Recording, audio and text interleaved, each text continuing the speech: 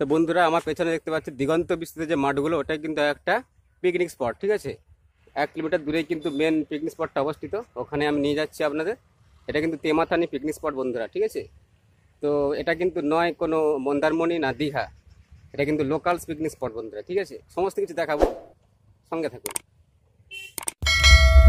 নমস্কার বন্ধুরা, চলে এলাম আবারও নতুন একটি ভিডিও নিয়ে।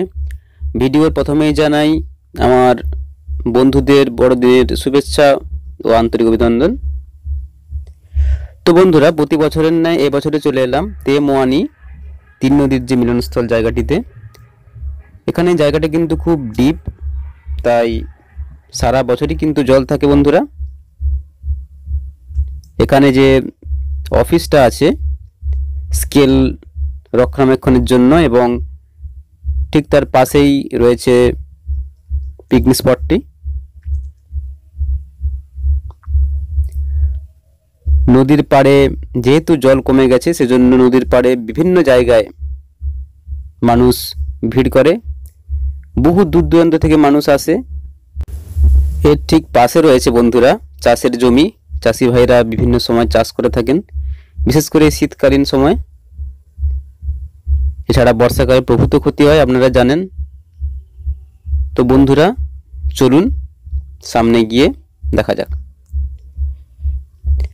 এইখান দিয়ে যদি যান আপনারা কিন্তু একটু রিস্ক হয়ে যাবে, বাইক বা 4 চাকা নিয়ে যেতে পারবেন না, হেঁটে যাওয়া যাবে। কিন্তু আমি রিকমেন্ড করব আপনারা উল্টো দিক দিয়ে ঘুরে যাবেন, সেদিক দিয়ে, এবং খুব ভালোভাবে আপনারা ওখানে পিকনিক করতে পারবেন। বহু দূর দূরান্ত থেকে প্রতি বছর মানুষ আসে। ডেবরা থেকে প্রায় 12 কিলোমিটার এই পিকনিক স্পটের দূরত্ব বন্ধুরা। এসব এলাকায় প্রচুর মানুষের সমাগম হয়। এই অংশটা কিন্তু খুব ডিপ বন্ধুরা, একটু সাবধানে নামবেন। অনেকে স্নান করতে এসে দুর্ঘটনা ঘটে অনেক সময় শোনা গেছে। ছোট্ট ভিডিওটি ভালো লাগলে লাইক করবেন। ধন্যবাদ।